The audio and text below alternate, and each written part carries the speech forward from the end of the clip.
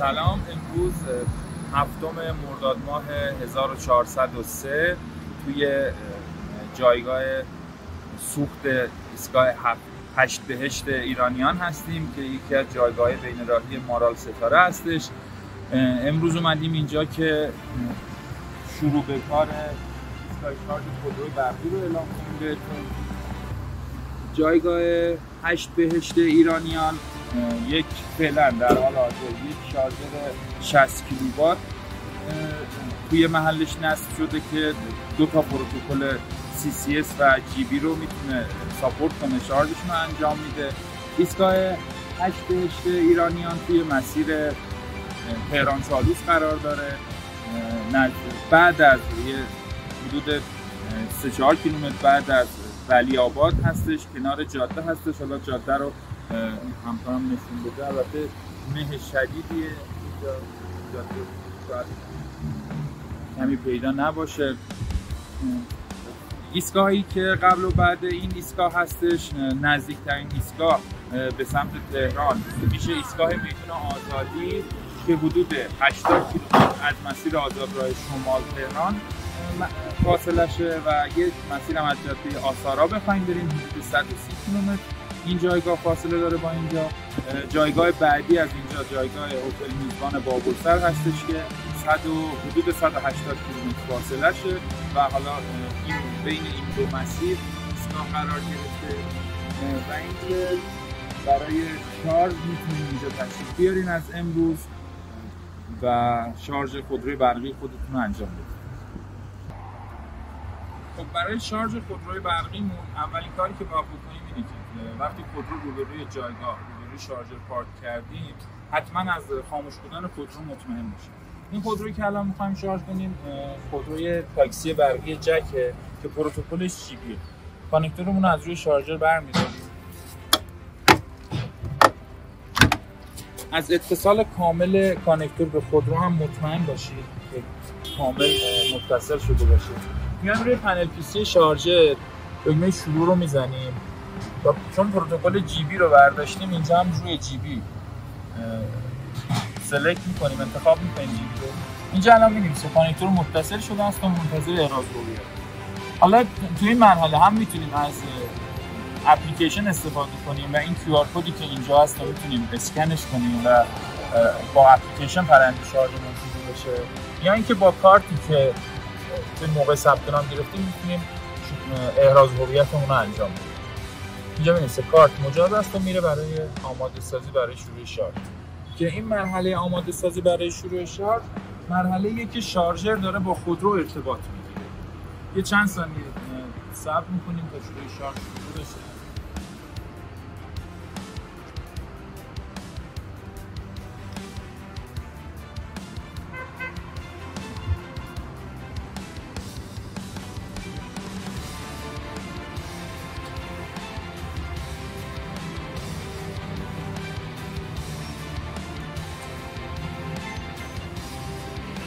الان روی خودرو هم خودرو 69% شارژ باتریشه، 50 آمپر و داره بیشتر میشه. لحظه به لحظه این جریان میره بالا. تمام اطلاعات پرنده شارژ رو میتونیم تو همین صفحه پرنده پیسی شارژر مشاهده کنیم.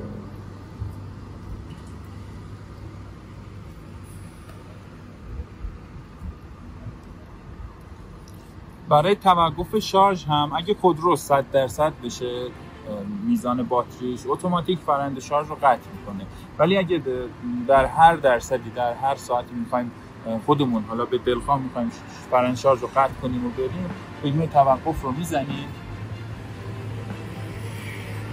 دکمه توقف رو که زدیم دوباره باید برای قطع پرنده شارژ احراز هویت کنیم. با همون کارتی که شروع کردیم پرنده شارژ رو قطع.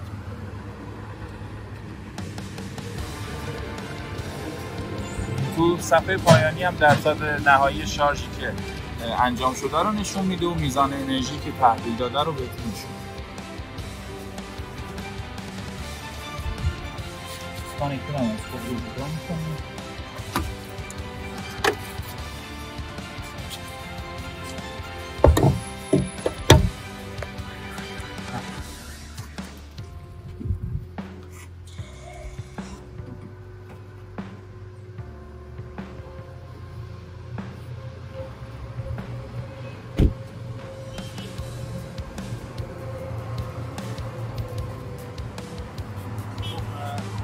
خودروی اسکایول رو میخوایم شارژ کنیم دوباره همون اتفاقات هستش، یعنی خودرو حتما مطمئن باشیم که خاموشه. پروتکل خودروی اسکایول CCS هستش. حالا این بار برای شارژمون از اپلیکیشن میخوایم استفاده کنیم. اپلیکیشن شارژنت رو باز میکنیم. بعد کانکتور رو اول متصل میکنیم به خودرو.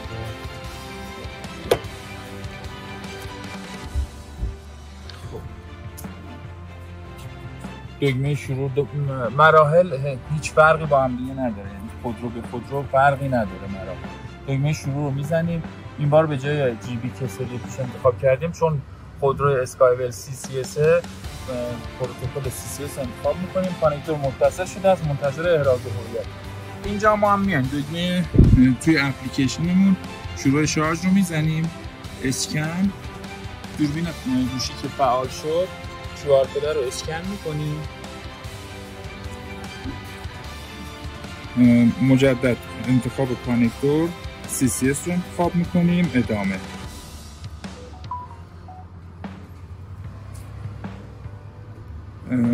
یه تایید واسه جایگاهی که هستیم میگیره، جایگاه 8 بهشت ایرانیان تایید میکنیم. اونجا فرآیند شارژ میده تو مرحله آماده سازی برای شروع شارژ. توی گوشیمون هم که هستش آماده سازی برای شارژ که حالا یه چند ثانیه این ارتباطات بین خودرو و شارژر برقرار بشه. شروع شارژ، صفحه شروع شارژمون به این صورته.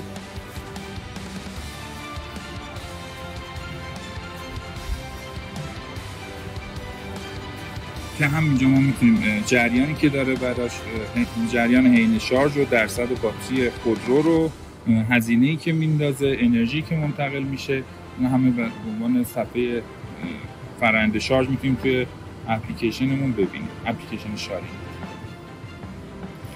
برای توقف شارژ هم باز حالا از اپلیکیشن اگه خروج کنیم اینجا هم هستش فرآیند شارژمون که می‌بینیم خودمون در حال شارژ. میتونیم مجدد مشاهده جزئیات شارژ رو که بزنیم به همون صفحه شارژ میریم. برای توقف شارژ هم حالا گفتیم یا خودرو 100% میشه، فرآیند شارژ اتوماتیک قطع میشه، یا اینکه دکمه توقف شارژ رو میزنیم و اینجا فرآیند شارژ قطع میشه. دوباره صفحه پایانی شارژ رو نمایش میده و میاد. فرآیند شارژ که تموم شد توی اپلیکیشنمون میتونیم برای این فرآیند شارژ نظرسنجی انجام بدیم. بعد از اینکه فرآیند شارژمون تموم شد میتونیم به نظرسنجی شارژر هم شرکت کنیم.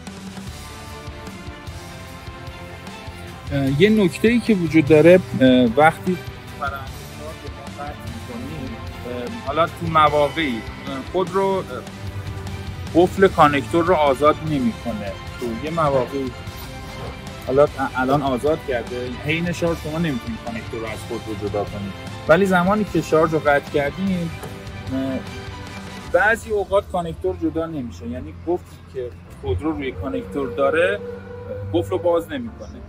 که با ریموت خودرو میتونید یه بار در رو قفل کنید، مجدد در رو وا کنید که اونجا هم کانکتور آزاد میشه و میتونید کانکتور رو جدا کنید.